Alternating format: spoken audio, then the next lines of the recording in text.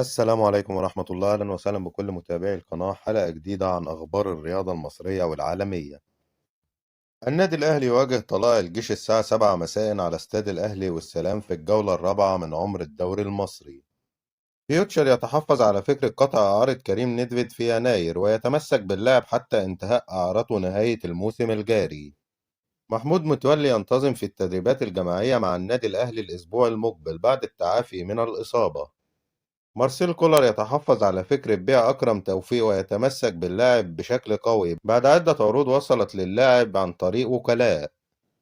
علي معلول ينتظم في التدريبات الجماعية مع النادي الأهلي استعدادا لمواجهة غزل المحلة في بطولة الدوري.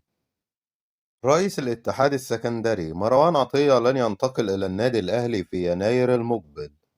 أسود الأطلس يتصدر مجموعته. منتخب المغرب يفوز على كندا 2-1 ويتأهل لدور الستاشر من كأس العالم لمواجهة أسبانيا. وألمانيا خارج كأس العالم بعد فوز الساموراي الياباني على أسبانيا 2-1. الإذاعة التونسية: بعد الخروج من كأس العالم علي معلول يقرر الاعتزال اللعب دوليا مع المنتخب. مارسيل كولر يقرر الدفع بكريم فؤاد في مركز الظهير الأيسر أمام طلائع الجيش. محمد مجدي قفشة يحصل على جائزة أفضل لاعب مقدمة من مهرجان الفضائيات العربية للعام الثاني على التوالي.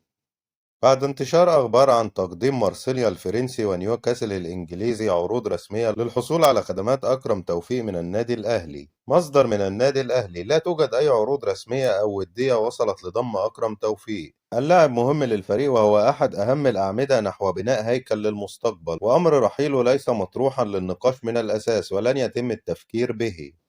أحمد يحيى وكيل أعمال كهربا يؤكد انتهاء أزمة الغرامة واللاعب جاهز للمشاركة بداية من يناير.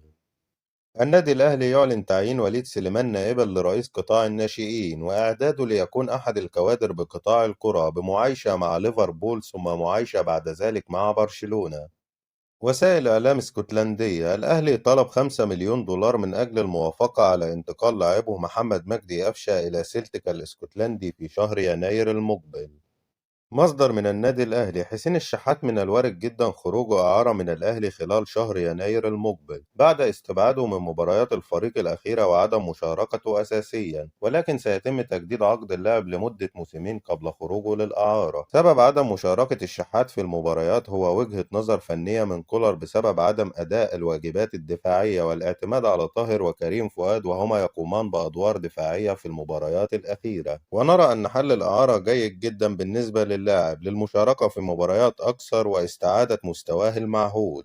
برونو سافيو: كنت متوقع أن أسجل أمام الزمالك وفي كل المباريات ولدي ثقة كبيرة في نفسي سواء بتسجيل الأهداف أو صناعتها، ومن أهم أهدافي التي جعلتني أنضم للنادي الأهلي هو المشاركة في كأس العالم للأندية وهو حلم كبير لأي لاعب. غضب كبير بين جماهير نادي الزمالك من المدير الفني جوسوالدو فيريرا بعد التعادل مع المصري البورسعيدي بسبب سوء الأداء والتشكيل والاعتماد على لاعبين في مستوى سيء مثل عمر جابر وعبد الله جمعة ويوسف أوباما، والتغيير في مراكز الأجنحة بين أحمد السيد زيزو ومصطفى شلبي. المصري البورسعيدي يقرر إقالة إيهاب جلال من تدريب الفريق بعد التعادل أمام الزمالك بسبب مشادة بينه وبين جماهير المصري بعد انتهاء المباراة.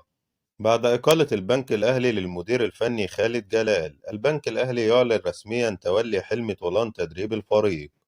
بعد تعادل الزمالك أمام المصري، مرتضى منصور: لن أتدخل في عمل الجهاز الفني، فيريرا هو من سيتحمل المسؤولية، أحضرت له 11 لاعبا على أعلى مستوى، ليست مشكلتي أن المدرب لا يعتمد عليهم، وأنتم يا جماهير الزمالك السبب في تراجع مستوى محمود علاء، كنتم تنتقدونه بسبب نهائي دوري أبطال أفريقيا أمام الأهلي، وبعد خروجه من الزمالك تقولون أن مرتضى منصور هو السبب في رحيله. وبقول لجماهير الزمالك: احنا نادي كورة، مع احترامي لليد والسلة والصالات بناخد بطولات في الألعاب التانية، بس معلش في الآخر احنا نادي كرة قدم.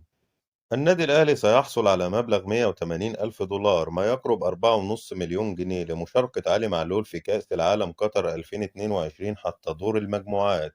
وسيحصل الأهلي أيضا على مبلغ 165 ألف دولار ما يقرب من 4 مليون جنيه لانضمام المغربي بدر بنون لمنتخب المغرب، وال165 ألف دولار كحد أدنى لوصول المنتخب المغربي لدور ال16، قابلين للزيادة في حالة وصولهم لدور الثمانية. بعد خروج منتخب تونس من بطولة كأس العالم وعدم مشاركة سيف الجزيري، رسميا علي معلول هو اللاعب الوحيد الذي مثل الدوري المصري في كأس العالم قطر 2022. مرتضى منصور تم تجديد عقد خالد الغندور وهيكمل مع قناة الزمالك وهيطلع 3 مرات في الأسبوع مش مرتين بس. أحمد دياب رئيس رابطة الأندية: نظام احتساب الوقت الضايع وتقنية التسلل شبه الآلي من أهم أولوياتنا وسنراهم قريبا بالدوري المصري. هناك أشياء كثيرة أريد أن أطبقها في الدوري وتحت الدراسة سنعمل عليها في رابطة الأندية، وخلال موسمين من الآن سيكون الدوري المصري الأقوى عربيا وإفريقيا. النادي الأهلي يهنئ الجماهير المغربية الشقيقة على حسابه الرسمي بالتأهل التاريخي لدور ال16 في كأس العالم.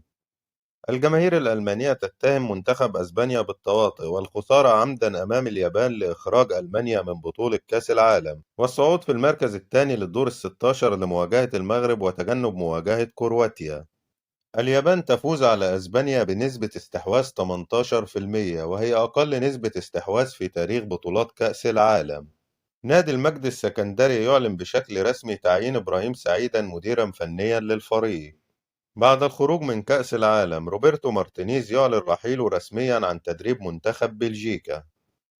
ليفربول الإنجليزي يستهدف ضم المغربي سفيان مرابط لاعب منتخب المغرب وفيورنتينا الإيطالي خلال الانتقالات الشتوية.